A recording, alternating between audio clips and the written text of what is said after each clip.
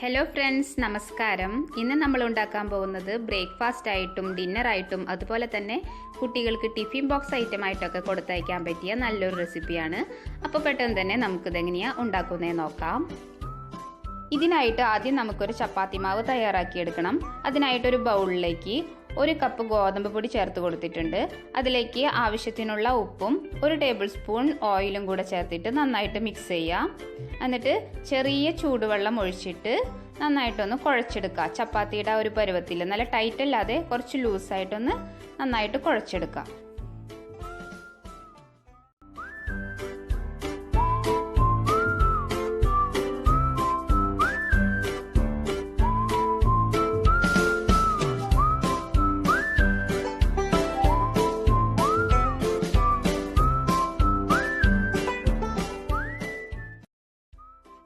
ഈ ചപ്പാത്തി മാവിനെ നമുക്ക് അരമണിക്കൂർ റെസ്റ്റ് ചെയ്യാനായിട്ട് മാറ്റി വയ്ക്കാം.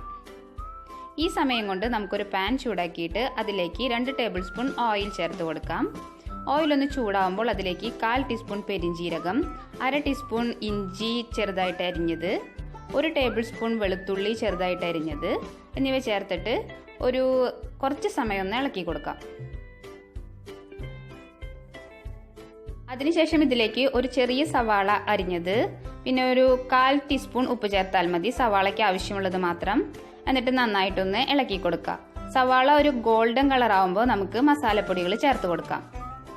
1/4 ടീസ്പൂൺ മഞ്ഞൾപ്പൊടി, 1/4 ടീസ്പൂൺ മുളക് പൊടി, 1/4 ടീസ്പൂൺ ഗരം മസാല ഇവ ചേർത്തിട്ട് ലോ ഫ്ലെയിമിൽ വെച്ചിട്ട് നന്നായിട്ടൊന്ന് മിക്സ് ചെയ്ത് കൊടുക്കുക.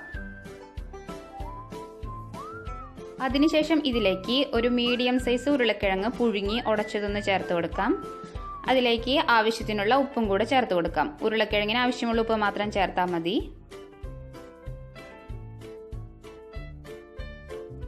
എന്നിട്ട് അതിലേക്ക് ഒരു ചെറിയ തക്കാളി അരിഞ്ഞതൊന്ന് ചേർത്ത് കൊടുക്കുക. കുറച്ച് മതി, ഒരു തക്കാളിയുടെ പകുതി മതി.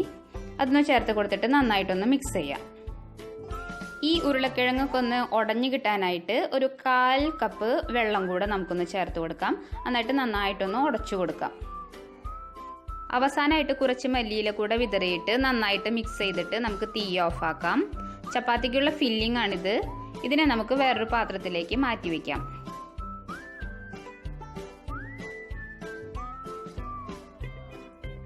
അരമണിക്കൂറിന് ശേഷം നമുക്ക് ചപ്പാത്തി ഒന്ന് പരത്തിയെടുക്കണം. അപ്പോഴേക്കും ഈ മാവൊക്കെ നല്ല സോഫ്റ്റായി വന്നിട്ടുണ്ട്. ഇതിനെ നമുക്ക് ചെറിയ ബോളുകളായിട്ട് മാറ്റി വയ്ക്കാം.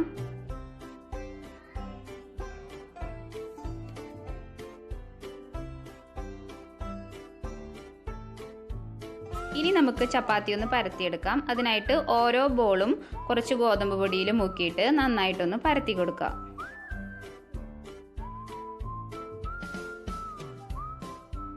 ഇതിനെ നല്ല റൗണ്ട് ഷേപ്പിലൊന്ന് കട്ട് ചെയ്തെടുക്കാം. ഞാനിവിടെ ഒരു പാത്രമാണ് യൂസ് ചെയ്യുന്നത്. നിങ്ങൾക്ക് എന്ത് വെച്ച് വേണമെങ്കിലും റൗണ്ട് ഷേപ്പിൽ കട്ട് ചെയ്തെടുക്കാവുന്നതാണ്. അതിനുശേഷം നമുക്ക് ഫില്ലിംഗ് ഒന്ന് വെച്ച് കൊടുക്കാം. ചപ്പാത്തിയുടെ പകുതി ഭാഗത്തുനിന്ന് തൊട്ട് ഫില്ലിംഗ് വെച്ചാൽ മതി. എന്നിട്ട് സ്പൂൺ തന്നെ യൂസ് ചെയ്തിട്ട് ചെറുതായിട്ടൊന്ന് ഷേപ്പ് ചെയ്ത് കൊടുക്കാം. അതിനുശേഷം കുറച്ച് ചീസ് ഒന്ന് വിതറി കൊടുക്കാം. ഇത് ആവശ്യമുണ്ടെങ്കിൽ ചേർത്താൽ മതി, നിർബന്ധമില്ല. അതിനുശേഷം ചപ്പാത്തിയുടെ മറ്റേ അറ്റത്ത് നിന്ന് ഈ സൈഡിലേക്കൊന്ന് മടക്കുക. എന്നിട്ട് ചെറുതായിട്ടൊന്ന് പ്രസ് ചെയ്ത് കൊടുക്കുക.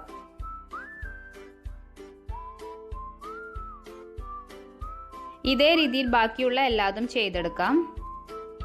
അതിനുശേഷം ഒരു പാൻ മീഡിയം ഫ്ലെയിമിൽ ചൂടാക്കിയിട്ട് അതിലേക്ക് 1/2 ടീസ്പൂൺ ഗീ അല്ലെങ്കിൽ ബട്ടർ ഒന്ന് ചേർത്ത് കൊടുക്കാം. എന്നിട്ട് അതിലേക്ക് നമ്മുടെ ചപ്പാത്തി ഒന്ന് ചേർത്ത് കൊടുക്കാം. ഇതിനെ 30 സെക്കൻഡ് ഒന്ന് വേവിച്ചെടുക്കാം. ഇതിൻ്റെ മുകളിലായിട്ട് കുറച്ച് ഗീയും കൂടെ ഒന്ന് സ്പ്രെഡ് ചെയ്ത് കൊടുക്കാം. അതിനുശേഷം ഇതിനെ മറച്ചിട്ട് വീണ്ടും 30 സെക്കൻഡും കൂടെ വേവിച്ചെടുക്കാം.